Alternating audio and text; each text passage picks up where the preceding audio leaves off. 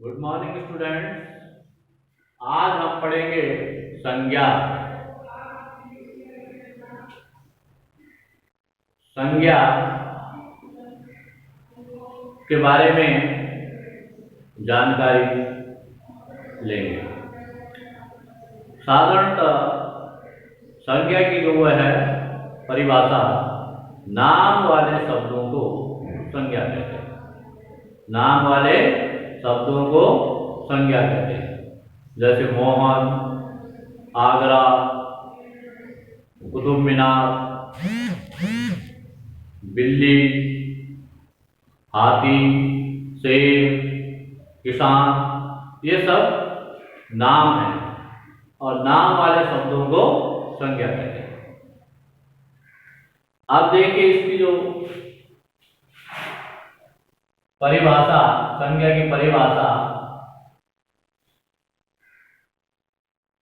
लिखी हुई है यहां पर और ये आपने समझ ली है। किसी प्राणी वस्तु स्थान, किसी प्राणी वस्तु स्थान या भाव के नाम को संज्ञा कहते हैं। संज्ञा की जो परिभाषा हुई, क्या हुई? किसी प्राणी वस्तु स्थान या भाव के नाम को संज्ञा कहते हैं। जैसे राम, राम नाम है, छाता वस्तु, घोड़ा जाति और आगरा स्थान का नाम है, मिठास यहाँ पे भाव आदि। तो इसमें हमने क्या है, सभी संज्ञाओं का एग्जाम्पल दिया हुआ है। राम, छाता, घोड़ा, आगरा, मिठास आदि, ये संज्ञा शब्द है, संज्ञा है। अब संज्ञा के भेद, संज्ञा के भेद, संज्ञा के 3 भेद यहां पे आपको बताए गए हैं। सबसे पहले व्यक्तिवाचक संज्ञा।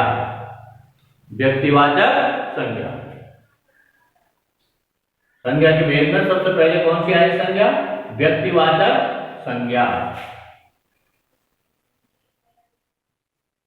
दूसरा है जातिवाचक संज्ञा और तीसरा है आपका भाववाचक संज्ञा। तो यहां पर संज्ञा के भेद कौन कौन से? व्यक्तिवाचक संज्ञा, जातिवाचक संज्ञा और भाववाचक संज्ञा।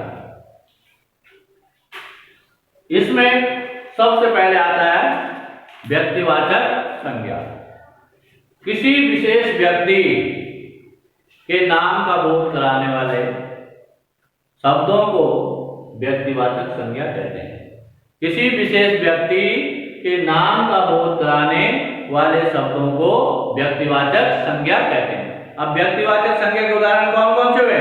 जैसे दिल्ली एक विशेष नाम है, गंगा पवित्र नदी एक विशेष नाम है, रामचरितमानस एक धार्मिक पुस्तक है, विशेष नाम, महेंद्र सिंह धोनी एक विशेष व्यक्ति का नाम है। तो यहाँ पर व्यक्तिवाचक संज्ञा में विशेष व्यक्ति के नाम का बोध कराने वाले शब्दों को व्यक्तिवाचक संज्ञा कहते हैं। दूसरा आता है आपका जातिवाचक संज्ञा। जातिवाचक संज्ञा जिन शब्दों से वस्तुओं अथवा प्राणियों की पूरी जाति का बोध होता है, उन्हें जातिवाचक संज्ञा कहते हैं। जातिवाचक संज्ञा को एक बार और समझ लीजिए। जिन शब्दों से वस्तुओं अथवा प्राणियों की पूरी जाति का बोध होता है, उन्हें जातिवाचक संज्ञा कहते हैं। जैसे तोता पक्षी वर्ग, पक्षी जाति से तोता, किसान किसान जाति से, कुत्ता प्राणी जाति से, कक्षा कक्षा क्लास, कक्षा एक विशिष्ट वो है, जातिवाचक संज्ञा का उदाहरण है। किताब पुस्तक से, पुस्तक जाति से संबंधित है, रेल आवागमन से संबंधित है। तो ये हुई जातिवाचक संज्ञा, जिन शब्दों से वस्तुओं अथवा प्राणियों की पूरी जाति जाति का बोध होता है उन्हें हम जातिवाचक संज्ञा कहते हैं। तो ये जातिवाचक संज्ञा का परिभाषा और उदाहरण। अब आया भाववाचक संज्ञा, जिसमें हम क्या है, भाव प्रकट होते हैं। जिन शब्दों से भाव प्रकट होते हैं उन्हें हम भाववाचक संज्ञा कहते हैं। जिन शब्दों से भाव प्रकट होते हैं उन्हें हम भाववाचक संज्ञा कहते हैं। जैसे कौन कौन से भाव, जैसे मिठास भाववाचक संज्ञा का उदाहरण है, बचपन भाववाचक संज्ञा का उदाहरण है, बुढ़ापा भाववाचक संज्ञा का उदाहरण है। तो उनको हम क्या है, भाववाचक संज्ञा कहते हैं, जिनसे भाव प्रकट होते हैं। ठीक है, तो भाववाचक संज्ञा कहते हैं।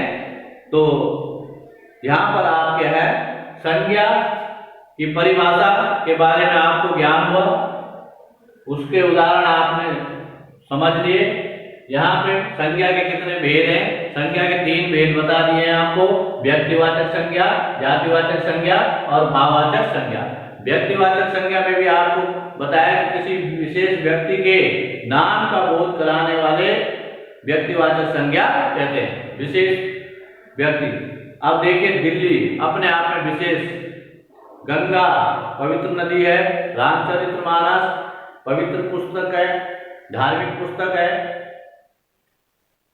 और महेंद्र सिंह धोनी क्या है, एक विशेष नाम है। तो ये विशेष नाम वाले जो शब्द होते हैं इनको क्या है, व्यक्तिवाचक संज्ञा कहते हैं। अब जातिवाचक में आपको बता दिया, जिन शब्दों से वस्तुओं अथवा प्राणियों की पूरी जाति का बोध होता है उन्हें जातिवाचक संज्ञा कहते हैं। जैसे तोता, किसान, कुत्ता, कक्षा, किताब, रेल आदि, ये सब जातिवाचक संज्ञा है। भाववाचक संज्ञा भी आपको समझा दी गई है।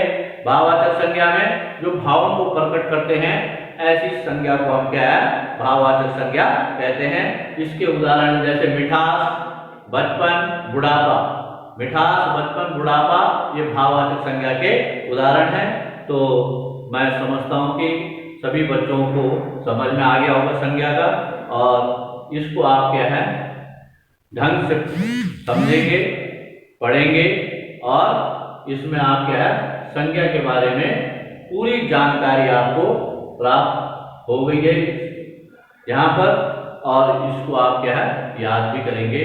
तो इसी के साथ क्या है, नेक्स्ट टॉपिक में मिलेंगे next day. Okay, thank you.